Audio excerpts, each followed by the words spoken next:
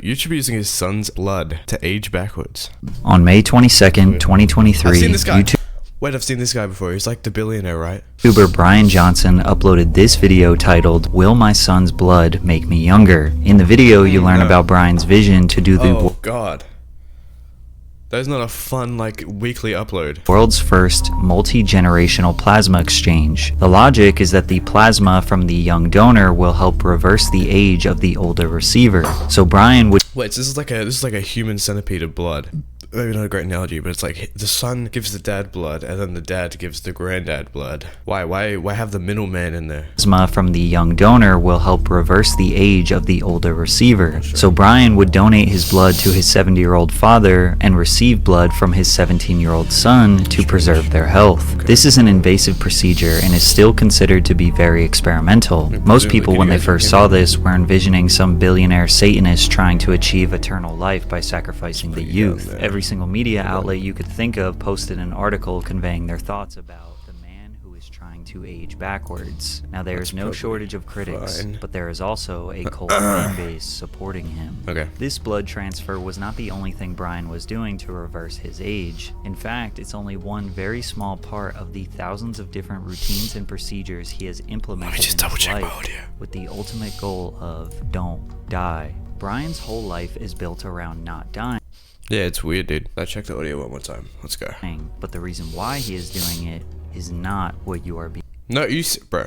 On May 22nd, 2020, die. Brian's whole life is built around not dying, but the reason why he is doing it is not what you are being told. Brian's It's like a de-aging woman there. reason It's like Chris Tyson. why he is doing it is not what you are being told. Brian's de-aging journey is costing him upwards of $2 million per year. This is mere pennies to someone who sold their company for $800 million. PayPal. Johnson's first entrepreneurial success came during his time at Brigham Young University between 1999 and 2003, where he would launch 3 startups, the first of which sold cell phones and service plans. Johnson hired college students as salesmen, and he kept a commission of roughly $300 on each sale, helping to pay his way through his education. Then after college, he started 2 other businesses, a VoIP company combining features of Skype and Vonage, and a $70 million real estate venture with his brother. Damn!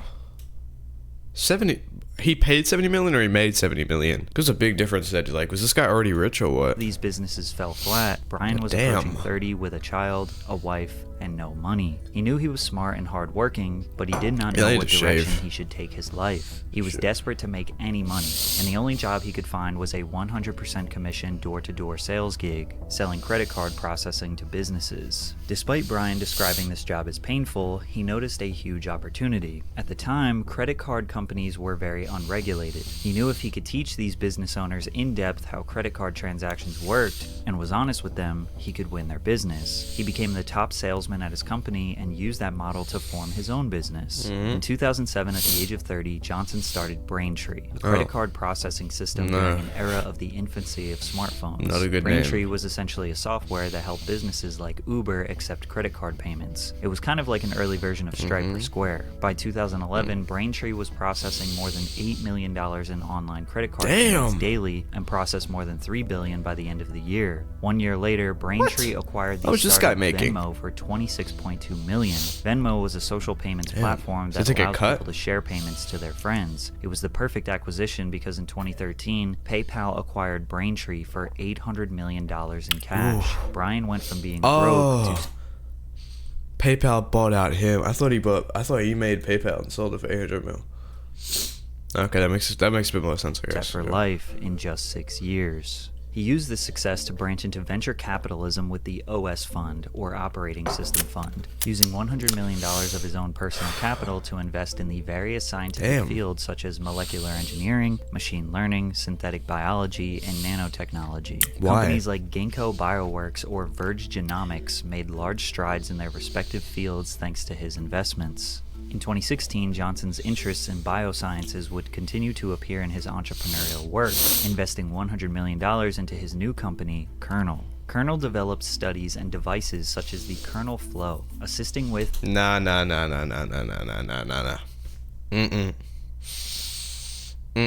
shot, dude. No one's letting you touch their brain, bro. Get out of here, my guy. And monitoring brain activity. As of 2019, Colonel is researching the underlying patterns of the brain, neurological diseases such as Alzheimer's, Parkinson's, and depression, as well as links between the human brain. I would rather have Alzheimer's than the guy that like drinks his son's blood or whatever, messing around with my brain. I just leave me out of it, bro. Leave me out of it. I'm not even going to remember this interaction. And computer interfaces such as Facebook. As he learned more about the human body, he wanted to use his own as an experiment. And thus, Project Blueprint was born. Project Blueprint was created in October 2021 with the aim of turning back Johnson's biological clock, de-aging his body through radical experiments involving diet, exercise, medication, and the very detailed monitoring of his body processes and chemical levels by a team of over 30 doctors and health experts. This project is led by 29-year-old regenerative medicine physician Oliver Zolman. The sheer amount of detail Brian shares about this process on his website is staggering. Scrolling down this page, you will find the meals he eats, the hundreds of pills he takes, images and breakdowns of his liver health, images of his brain, lungs, intestines, biometric details that someone much smarter than me needs to analyze. I mean, there is so much personal information that Brian Johnson just puts on the internet, but the truth is, a lot of your personal information is being bro. Is he for real right now? Is he for real? Skip. The weekly trial. Do not do that. Also linked in the description. Thanks, Aura. However, it's on his YouTube channel where you can see exactly how meticulous his lifestyle is. He wakes up at precisely 5:30 a.m. and immediately jumps out of bed. He will then complete around 150 tasks, from applying over 10 face creams to weighing himself to meditating. His team is always testing new procedures and routines to optimize his daily routine. Brian will sometimes use a red light therapy hat in the morning to promote natural hair growth, or high-frequency electromagnetic stimulation for a strong core and increased nighttime erections. Exposure to light that emulates the sun is crucial to start his day, but he doesn't go out in the sun because that's too dangerous. He then begins his... It's too dangerous. Bro, just put on sunscreen. Like all the 10 creams you put on, just put on one more.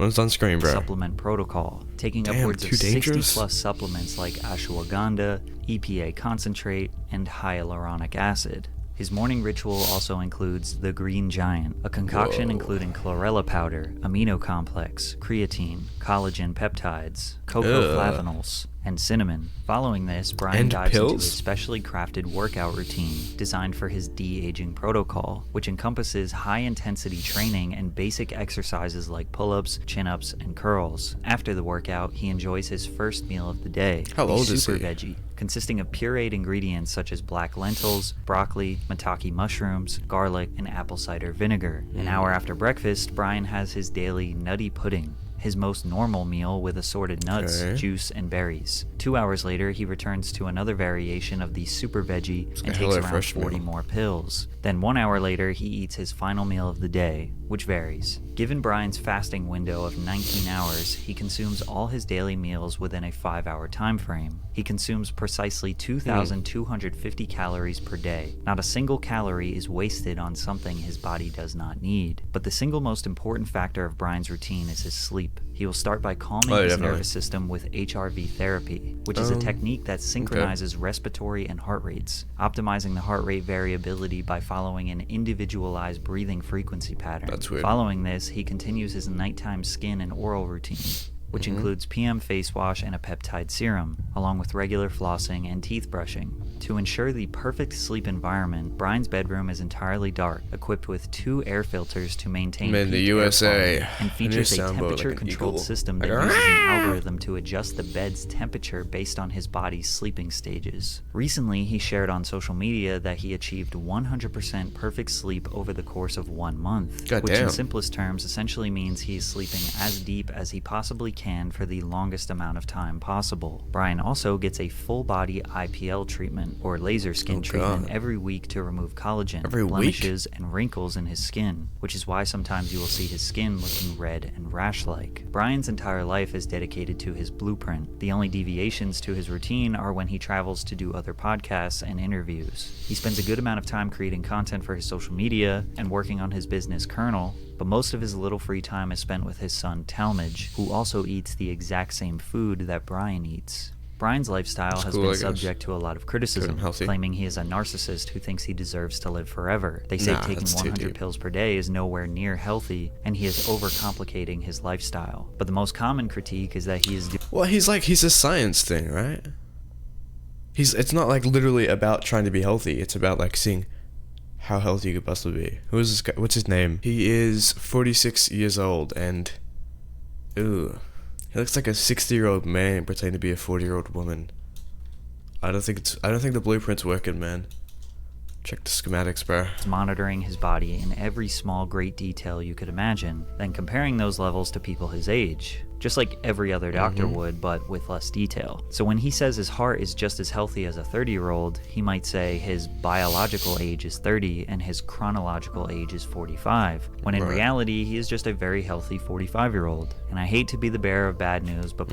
Actually, I got a similar test done. Hold on. Anti-religion attitude comes from him being born into Mormonism. He was told what to believe, what to say, and what to do from the moment he was born. He was never given a chance to believe anything for himself. His live forever prophecy goes against literally every religion, since they all have an interpretation of an afterlife. That's yes or no cringe. question, do you think it's possible for us this in guy, the not short religion, this future guy. to live forever? Yes. Okay, right. Nobody has ever lived longer than 122 years old. It's very easy to say that Brian will not live forever, but this obsession with immortality is not new. The idea of extended or immortal life has been ingrained in human consciousness and present in all sorts of media through time as a storytelling trope or philosophical idea. It dates back all the way to the Epic of Gilgamesh, the oldest known work of fiction, with the central plot revolving around Gilgamesh's search for immortality. It's present in Greek myths, with Ganymede and Tithonus being granted everlasting life by the gods, with one remaining youthful in Olympus and the other growing eternally older. Dating back to the Dark Ages, it was an anti-Semitic idea that Jews would drink the blood of Christian children to stay young, and of course was a part of Bram Stoker's novel Dracula, where vampires would drain the blood of their victims. In more recent history, many people draw comparisons to Orochimaru from Naruto, who attempted to take the soul of Sasuke in his quest for immortality. And The Simpsons, known for its eerie predictions, had a storyline involving Bart donating his blood to save a dying Mr. Burns, giving him the energy of a young man. However, Brian's blood transfers are most commonly compared to Jesse Karmazin's startup Ambrosia from 2016, which recruited 600 people over the age of 35 and infused them with blood plasma from younger donors. Brian even referenced this company in a creepy intro to one of his YouTube videos. The science is actually pretty fascinating.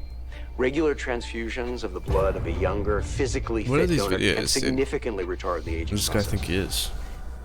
Kazarin strongly believed in his blood transfer techniques. I'm not really in the camp of saying this will provide immortality, but I think it comes pretty close, essentially. However, he would never officially reveal the results of his study, and in 2019, the Ambrosia Health Clinic would be shut down. Numerous tests conducted on rats have provided compelling evidence supporting the positive effects of sharing blood and circulatory systems with younger rats. Although with the lack of positive human data, many scientists believe we haven't learned enough to consider it viable. And just recently, Brian announced that he is no longer doing blood transfers due to lack of substantial positive benefits to him. Through all the fire of different opinions, Brian has accumulated a large audience of people who appreciate what he... I get why this guy gets any hate at all.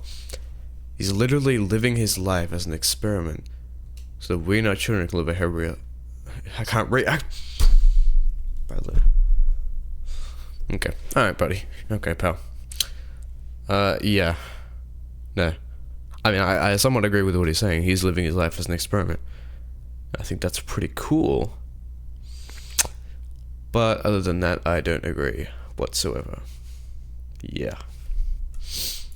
He is doing. It seems like the mainstream media has fallen for the marketing tactics. What Brian is actually doing is making himself a guinea pig for science. Before doing any research, I was expecting just another Liver King. Some guy creating a phony lifestyle to sell supplements. I was wrong. However, Liver King's real name is also Brian Johnson. Which is weird. But as of right now, Brian is not selling his blueprint, probably because he sold his company for $800 million and he doesn't need any more money. He is giving all of his information out for free and implores others to challenge his research for the greater good of everyone. Is he evil? Probably not. Is he a narcissist? Maybe. Will he live forever? No. But can you learn a lot about the human body and potentially adopt some of his principles to live a healthier life? Absolutely. In 100 years, we'll check back in on my boy and see